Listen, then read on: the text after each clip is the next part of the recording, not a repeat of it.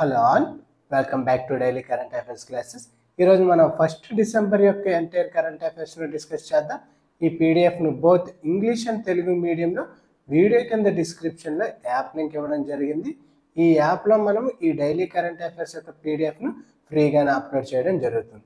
ఈరోజు science and technology రిలేటెడ్గా ఉన్న మొదటి ఇష్యూను అబ్జర్వ్ చేస్తే తాజాగా భారత ప్రభుత్వం అనేది అమెరికాతో ఒక సంతకం చేయడం జరిగింది. Letters of offers and acceptance పై సంతకం చేయడం జరిగింది. ఈ ఎంఓయూ ప్రకారం MH-60R రోమియో హెలికాప్టర్ సస్టైన్మెంట్ సపోర్ట్ను అందించడం జరుగుతుంది. MH-60R హెలికాప్టర్ సస్టైన్మెంట్ సపోర్ట్ అనేది అందించడం జరుగుతుంది. అమెరికా అనేది భారతదేశానికి ఈ సపోర్ట్ను అందించడం జరుగుతుంది. ఇక్కడ ఈ MH-60R రోమియో హెలికాప్టర్స్ను అబ్జర్వ్ చేస్తే ఈ హెలికాప్టర్స్ను భారతదేశం అనేది అమెరికా నుంచి దిగుమతి చేసుకోవడం జరిగింది. 2020లో మనము అమెరికాతో ఒప్పందాన్ని కుదుర్చుకోవడం జరిగింది. అందులో భాగంగానే ఈ MH-60R రోమియో హెలికాప్టర్స్ను దిగుమతి చేసుకోవడం జరుగుతుంది. ఈ దిగుమతి చేసుకున్న హెలికాప్టర్స్ యొక్క సస్టైన్మెంట్ సపోర్ట్ కోసం తాజాగా భారతదేశం అనేది అరౌండ్ 8,000 కోట్లతో 5 సంవత్సరాలకు గాను ఈ ఒప్పందాన్ని కుదుర్చుకోవడం జరిగింది. 8,000 కోట్లతో 5 సంవత్సరాల పాటు ఈ ఒప్పందాన్ని కుదుర్చుకోవడం జరిగింది. ఇక్కడ మన ఎగ్జామ్ పర్స్పెక్టివ్లో ఈ యుద్ధ హెలికాప్టర్స్ మనం అబ్జర్వ్ చేస్తే అమెరికా నుంచి భారతదేశం ఇప్పటి వరకు 3 యుద్ధ విమానాలను దిగుమతి చేసుకోవడం జరిగింది. అందులో ముఖ్యంగా MH-60R హెలికాప్టర్స్ ఒకటి. దీనితో పాటుగా అపాచీ మరియు చినూక్ యుద్ధ హెలికాప్టర్స్ను కూడా అమెరికా నుంచి దిగుమతి చేసుకోవడం జరిగింది. అపాచీ మరియు చీనుక్ యుద్ధ హెలికాప్టర్స్ను కూడా భారతదేశం అనేది ఈ అమెరికా నుంచి దిగుమతి చేసుకోవడం జరిగింది. ఇక్కడ ఈ MH-60 రోమియో హెలికాప్టర్స్ను అబ్జర్వ్ చేస్తే భారతదేశం అనేది ఈ యుద్ధ హెలికాప్టర్స్ను ముఖ్యంగా నేవీలో ఉపయోగించడం జరుగుతుంది. ఇండియన్ నేవీ అనేది ఈ యుద్ధ హెలికాప్టర్స్ను ఉపయోగించడం జరుగుతుంది. టోటల్గా 24 హెలికాప్టర్స్ను అమెరికా నుంచి దిగుమతి చేసుకోవడం జరిగింది. టోటల్గా 24 MH-60R హెలికాప్టర్స్ను దిగుమతి చేసుకోవడం జరిగింది. ఈ ఒప్పందం అనేది 2020లో కుదుర్చుకోవడం జరిగింది. ఈ హెలికాప్టర్స్ను ఏ సంస్థ అభివృద్ధి చేయడం జరిగింది అంటే అమెరికాకు చెందిన లాక్హీడ్ మార్టిన్ సంస్థ అభివృద్ధి చేయడం జరిగింది. లాక్హీడ్ మార్టిన్ సంస్థ ఈ MH-60R హెలికాప్టర్స్ను అభివృద్ధి చేయడం జరిగింది. ఈ MH-60R హెలికాప్టర్స్ అనేవి యాంటీ సబ్మెరైన్ వార్ఫేర్గా కూడా ఉపయోగించడం జరుగుతుంది. దీంతో పాటుగా భారతదేశం అభివృద్ధి చేసిన ఇంపార్టెంట్ యుద్ధ విమానాలను మనం అబ్జర్వ్ చేస్తే ధృవ హెలికాప్టర్స్ను భారతదేశం అనేది అభివృద్ధి చేయడం జరిగింది. ఈ ధృవ హెలికాప్టర్స్ను 2002లో భారత జాతికి అంకితం చేయడం జరిగింది. వీటిని హిందుస్థాన్ ఏరోనాటిక్ లిమిటెడ్ వాళ్ళు అభివృద్ధి చేయడం జరిగింది. HAL వాళ్ళు దీన్ని అభివృద్ధి చేయడం జరిగింది.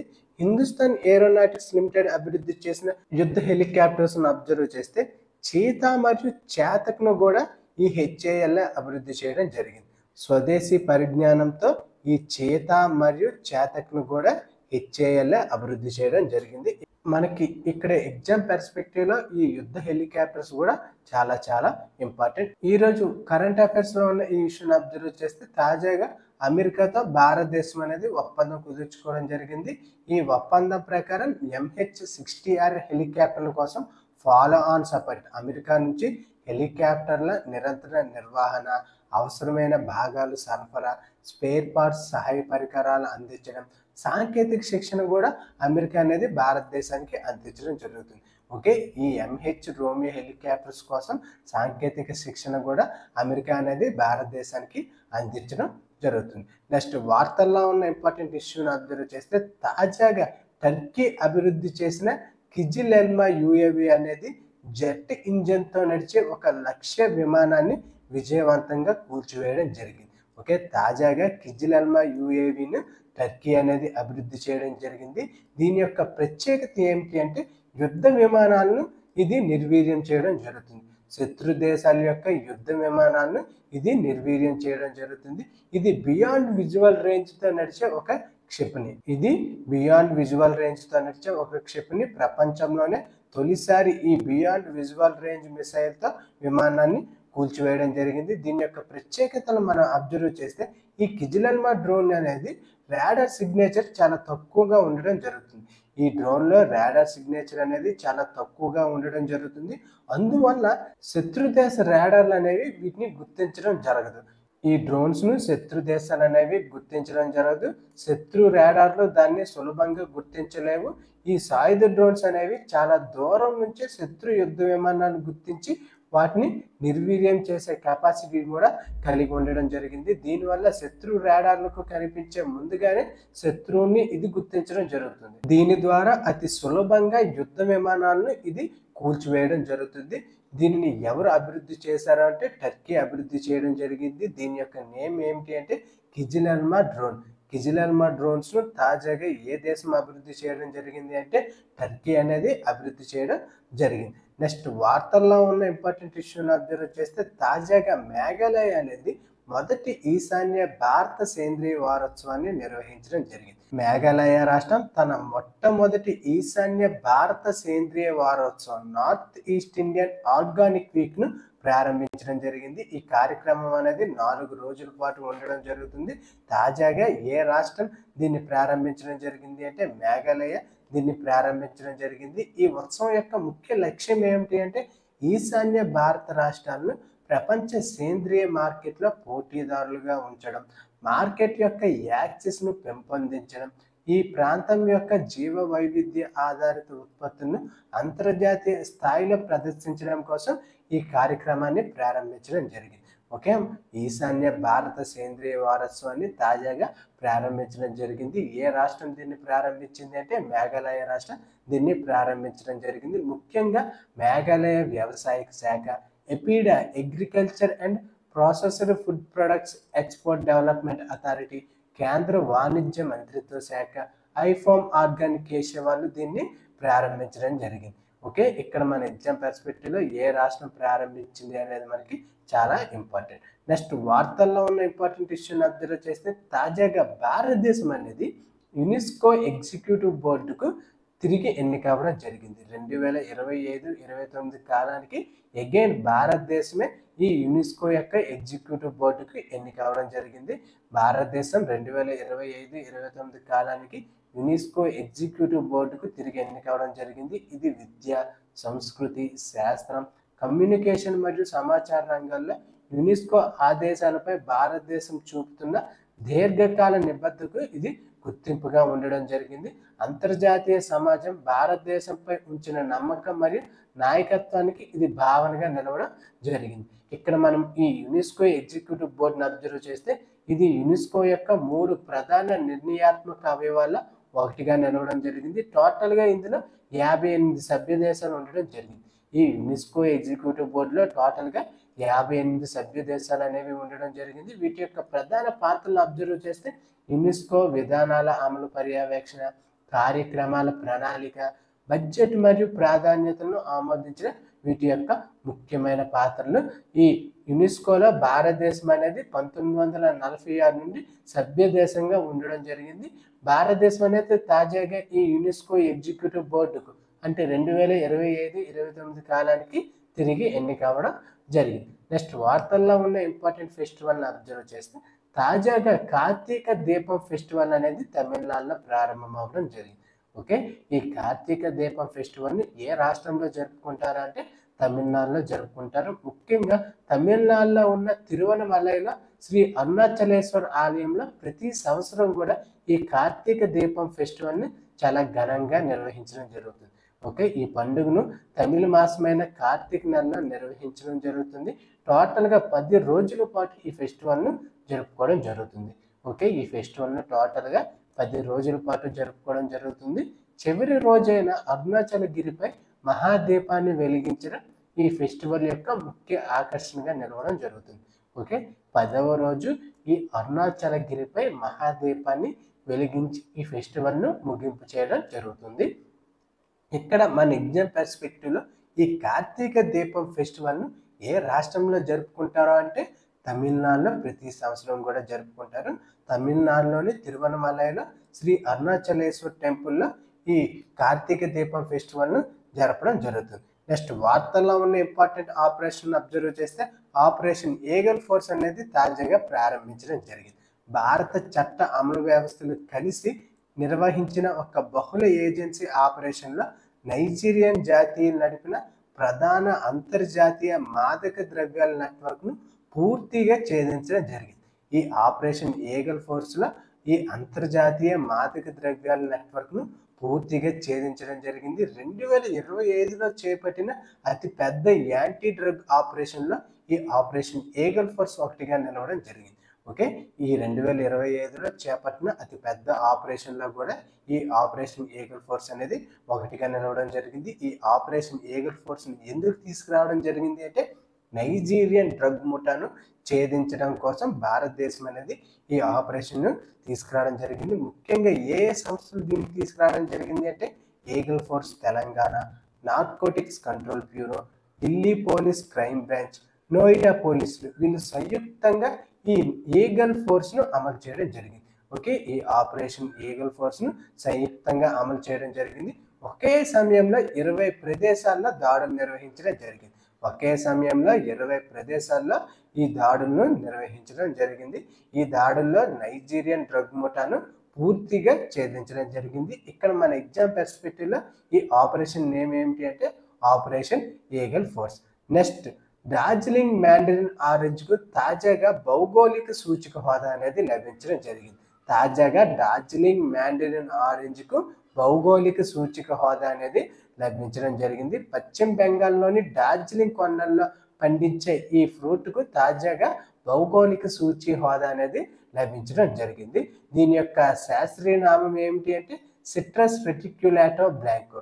సిట్రస్ రెటిక్యులాటో బ్లాంకో అనే శాస్త్రీయ నామంతో దీనిని పిలవడం జరుగుతుంది. ఇది డార్జిలింగ్ నుండి జిఐ ట్యాగ్ పొందిన 3వ ఉత్పత్తిగా నిలవడం జరిగింది. ఇప్పటి వరకు డార్జిలింగ్ టీ, డాలి కుర్సాని మిరపకాయ, డార్జిలింగ్ మ్యాండరిన్ ఆరెంజ్ అనేది ఈ జిఐ ట్యాగ్ హోదాను పొందడం జరిగింది. సాధారణంగా వీటిని సుంతల అని కూడా పిలవడం జరుగుతుంది.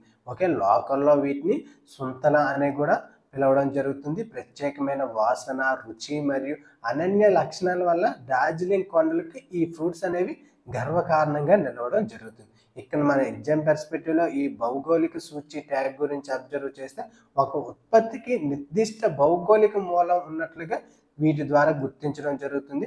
భారత చట్టం geographical indication of goods act 1999 కింద వీటికి రక్షణ కల్పించడం జరుగుతుంది. ఈ జిఐ హోదా అనేది సాధారణంగా 10 సంవత్సరాల పాటు చెల్లుబాటు అవడం జరుగుతుంది. దీని తర్వాత వీటికి రెన్యువల్ చేసే అవకాశం కూడా కల్పించడం జరిగింది. తాజాగా ఏ పండు, ఏ ఫ్రూట్ అనేది ఈ జిఐ హోదాను పొందడం జరిగింది అంటే డార్జిలింగ్ మ్యాండరిన్ ఆరెంజ్ అనేది ఈ జిఐ హోదాను పొందడం జరిగింది. నెక్స్ట్, వార్తల్లో ఉన్న ఇంపార్టెంట్ విషయం అబ్జర్వ్ చేస్తే 2025-26లో భారతదేశం యొక్క జీడిపి వృద్ధి అనేది 7% ఉంటుంది అని తాజాగా క్రిసిల్ అనేది అంచనా వేయడం జరిగింది. తాను సవరించిన అంచనాల ప్రకారం భారతదేశం యొక్క జీడిపి వృద్ధి అనేది ఎంత ఉంటుంది అంటే 7% ఉంటుందని తాజాగా క్రిసిల్ అనేది సవరించడం జరిగింది.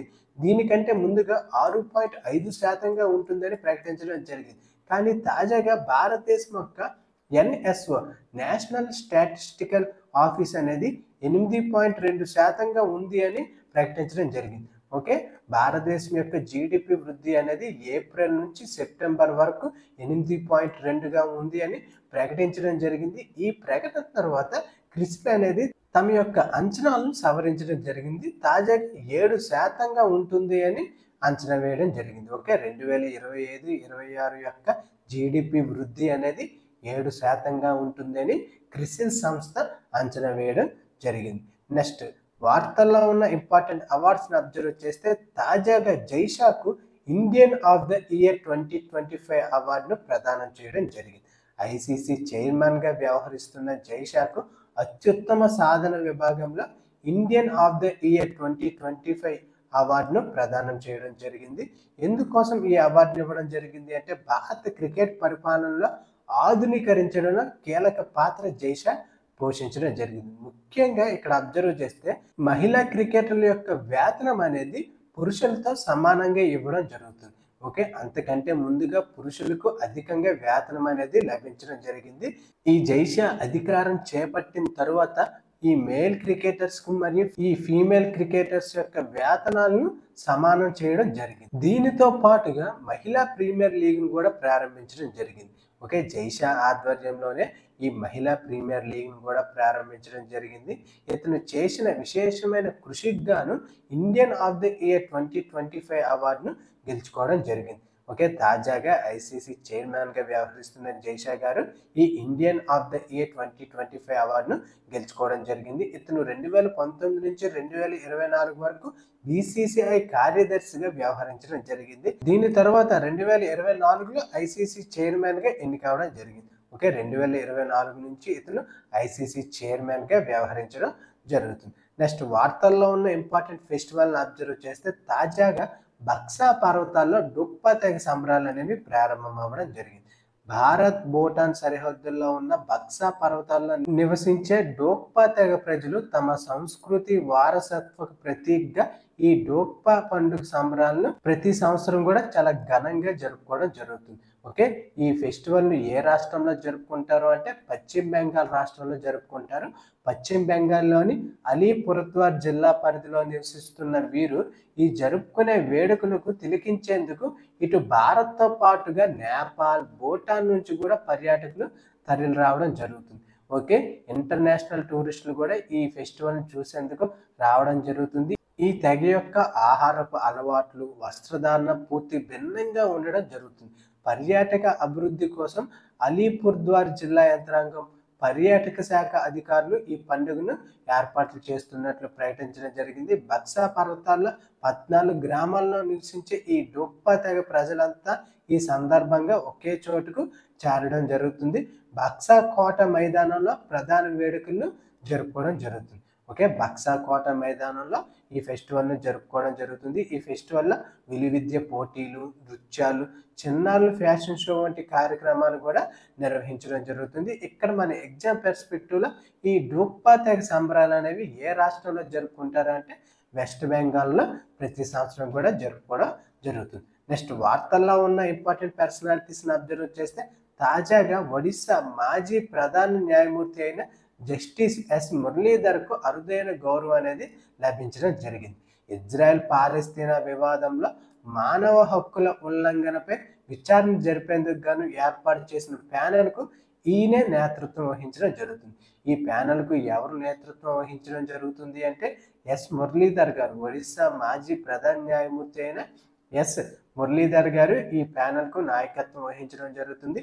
ఈ ప్యానెల్ను ఎవరు ఏర్పాటు చేయడం జరిగింది అంటే ఐక్యరాజ్య సమితి అనేది దీన్ని ఏర్పాటు చేయడం జరిగింది. ముఖ్యంగా ఇజ్రాయెల్ ఆక్రమిత పాలస్తీనా ప్రాంతంలో మానవ హక్కుల ఉల్లంఘనలపై విచారణ జరపడం కోసం ఈ ప్యానెల్కు ప్రధాన బాధ్యతను అప్పగించడం జరిగింది. ఈ ప్యానెల్కు ఎవరు నేతృత్వం వహించడం జరుగుతుంది అంటే ఎస్ మురళీధర్ గారు నేతృత్వం వహించడం జరుగుతుంది. అది ఫ్రెండ్స్ ఈరోజు వార్తల్లో ఉన్న ఎంటైర్ కరెంట్ అఫైర్స్.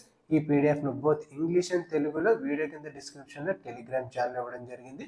ఈ టెలిగ్రామ్ ఛానల్లో ఈ పీడిఎఫ్ను అప్లోడ్ చేయడం జరుగుతుంది. Thank you for watching.